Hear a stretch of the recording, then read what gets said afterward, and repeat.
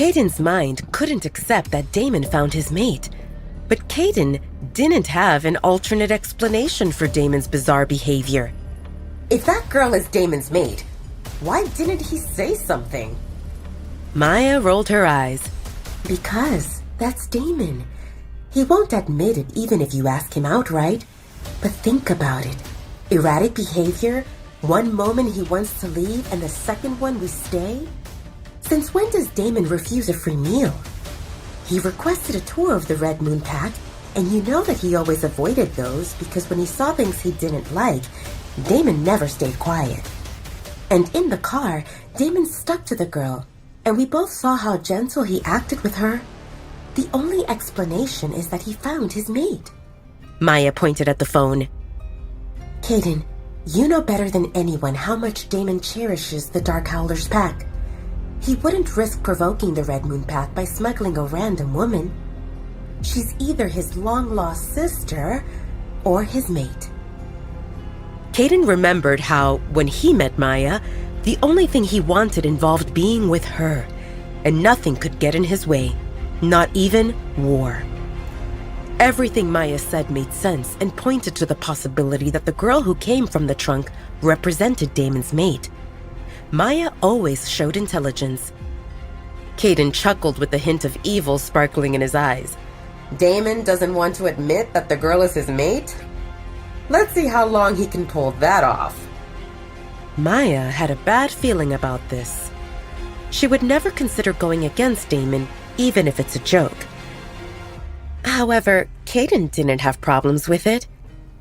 What do you have on your mind? Maya asked reluctantly. Let's observe, for now. Caden said while rubbing his chin with the tips of his fingers. Caden didn't want to share too much with Maya, knowing that she wouldn't approve and probably worry. But Damon gave a hard time to Caden ever since he found Maya, and Caden thought how this presented a great opportunity to get even. Caden noticed one more oddity. Assuming that Talia represented Damon's mate, something didn't seem right. She appeared indifferent toward Damon. Did she not know Damon represented her mate? Damon said how something seemed off with Talia's wolf, but based on her scent, Caden knew she definitely belonged to werewolves, and he concluded that nothing seemed wrong with her. If Talia is Damon's mate, there existed so many things Caden could do to rile up Damon. And if Damon hid the truth, it would only make things easier for Caden. Caden's smile widened while he thought of wicked ways to mess with his alpha. He could try to separate them, or to make Damon believe he had competition. Caden would pay big money to see Damon drowning in jealousy. Ha! This would be fun. Maya observed Caden's expression that changed rapidly, and she knew that Caden came up with something Damon wouldn't like. Damon and Caden stood at the helm of the largest pack in North America, yet the two of them sometimes behaved no better than toddlers. However, that childish and playful attitude Damon showed only toward Caden and not for anyone else, Damon had a nasty temper. If that woman really represented his mate, Damon would only be more irritable if anyone messed with her. Maya disconnected the video call so that Damon and Talia had privacy. Maya felt happy for Damon. Finding a mate brought wonderfulness for any werewolf. They gave each other comfort and purpose in life, and she understood how Damon felt lonely under that grumpy facade. Would Talia make a good Luna? Well, if Damon and Talia represented mates, Talia would become their Luna, regardless of her readiness for the job. But Maya didn't worry. Everything could be learned as long as there existed a will, and Maya would happily hand over her current duties to Talia so that she could focus on helping Caden as a beta. At the same time, Maya felt sorry for Talia. Damon didn't present an easy man to be with, and Talia would definitely have a hard time. I don't think Damon will wake up the girl, Caden said. That gives us probably a few hours. He wiggled his eyebrows mischievously while inching closer to Maya in slow motion. Talia dreamt that she stood in a forest. It appeared light and airy despite the massive trees that surrounded her. She picked up a delicious scent of dark chocolate, and her tummy rumbled. She felt hungry. Talia started moving about, trying to locate the source of that scent. It had been years since she ate chocolate the last time, and she really wanted to have some now. She walked slowly at first, but then she broke into a run as the scent became more potent, inviting her to enjoy the smooth, sweet delicacy. Suddenly, a tree appeared out of nowhere, and Talia slammed herself into it, just like in cartoons with her arms and legs around it. Ah! Talia cried softly, and her eyes fluttered open. There existed no forest and no tree. Damn it. It represented a dream, a potentially tasty one. She wished that it lasted only a few more seconds so that she could get a bite or two of that delicacy that called for her. Maybe if she closed her eyes, she could resume that dream and find the source of that mouth-watering scent. Talia thought how something didn't seem right. She ascertained that she woke up, however, she could still smell the forest and the dark chocolate, and she definitely hugged something. Talia blinked, and her drowsy state turned into panic immediately. She found herself in an unknown room, and the thing she hugged didn't represent a tree, but a sleeping alpha. What the heck? Why did their legs lay one over the other? And why did his biceps serve as her pillow? Talia carefully removed her hands from Damon's body and tried to move away from him, only to realize that she couldn't move. Ah! His arm encircled her and she couldn't budge. She felt like crying. When Damon told her to come with him, he mentioned a room and clothes and food and a doctor, and there existed no mentioning of this. Hugging. Talia wondered, how did she find herself in this situation? The last thing she remembered involved dozing off in the back of a car. How did she end up in a room, in the bed, with an alpha holding her against him? Talia wanted to go back to her attic, or maybe into the trunk of the car. Anything seemed better than here. She noticed the even fallen rise of his chest, and she concluded that he slept, so she relaxed a bit.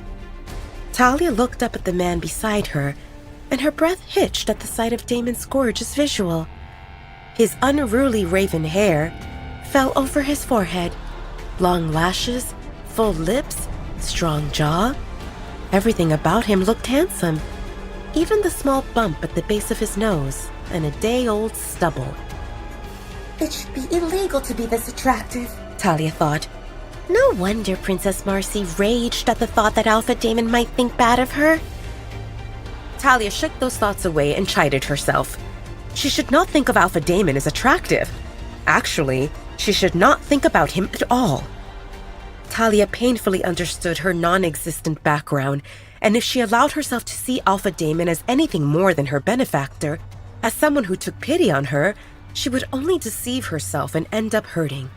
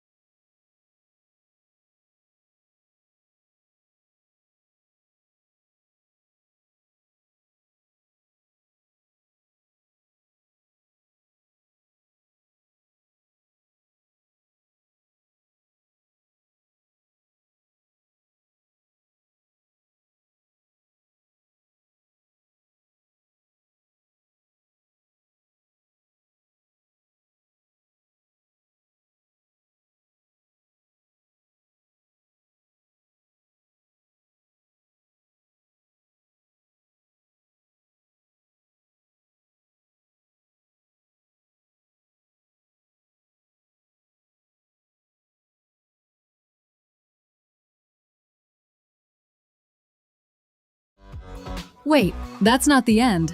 You've just had a free taste.